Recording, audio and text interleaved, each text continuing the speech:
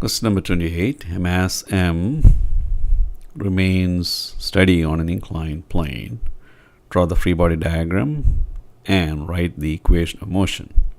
So your massless strings, ignore friction, angle 30 degree is with respect to the horizontal. Angle of the inclined plane is 30 degrees with respect to the horizontal. The tensions are T1 and T2. Two strings, so those two tensions are T1 and T2. And you're told to ignore friction.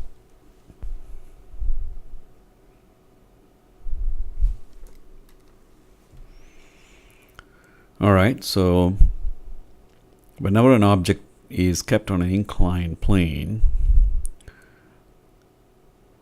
there will always be a gravitational force, and that gravitational force will always be vertically down. Now, depending upon the axis, you may or may not have components. So we have chosen X and Y, and based on that choice, and based on the direction of the vector, gravitational force vector, we see that we have two components, the parallel component and the perpendicular component. Parallel is the component of the gravitational force parallel to the inclined plane. W perpendicular, the component of the gravitational force perpendicular to the inclined plane. All right, so we have W perpendicular and W parallel. Okay, so anytime you have an object on an inclined plane, and if it is a non-zero mass, then it will have gravitational force, and that gravitational force is as good as putting the horizontal component and the vertical component. Alright, so we already have the gravitational force resolved into W parallel to the incline, and W perpendicular to the incline. Alright, and then we have the surface pushing on the object perpendicular to the object, and that is the normal force. We also have two strings, right? So we have tensions T1 and T2. So we have tensions T1 and T2. All right, tensions T1 and T2. Right now, things look very, very clear to you, correct? All right. So again, let me just review. If you choose your axis, X and Y, and if you have a vector for the gravitational force, then that gravitational force will always have a component that is parallel along X and perpendicular along Y. You don't have to worry about negative, positive, and all that. At least worry about the magnitude. The magnitude of the parallel component of the gravitational force is mg sine theta. The magnitude of the perpendicular component of the gravitational force is mg cos theta. So if you know that much, then you just draw the free body diagram.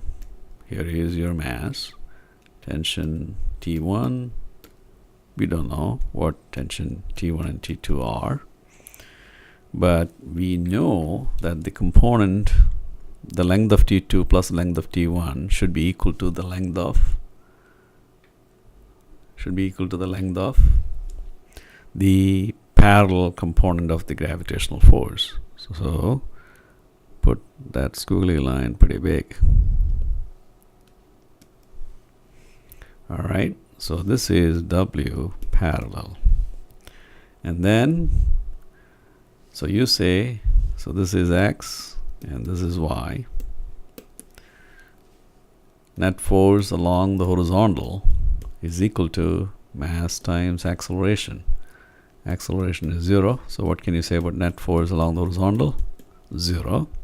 If net force along the horizontal is equal to 0, then you say force to the left equals force to the right. W parallel is the force to the left, and that should be equal to force to the right, which is T1 plus T2. This is at the 100 level, all right? W parallel equals T1 plus T2. Now, if you look at the perpendicular component, what do we see?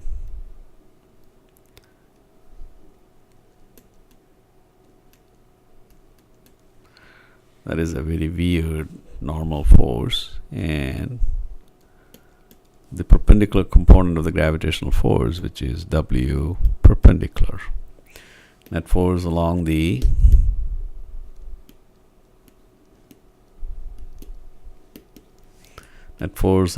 vertical is equal to 0.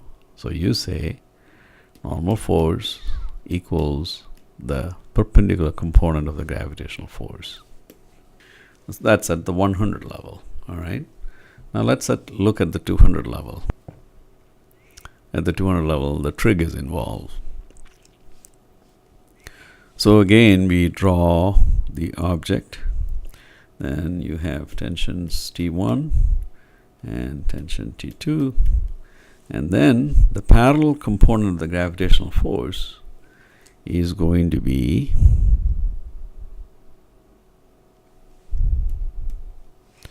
W parallel, and what is that equal to? mg sine theta, where theta is the angle that the inclined plane makes with the horizontal. So net force along the horizontal is equal to 0. So you say T1 plus T2 equals mw parallel, or you say T1 plus T2 equals mg sine theta. So T1 plus T2 equals mg sine theta.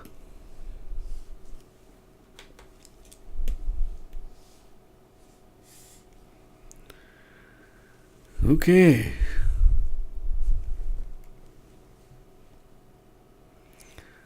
And net force along the vertical is equal to 0, implies the normal force equals W perpendicular, and that is equal to mg cosine theta.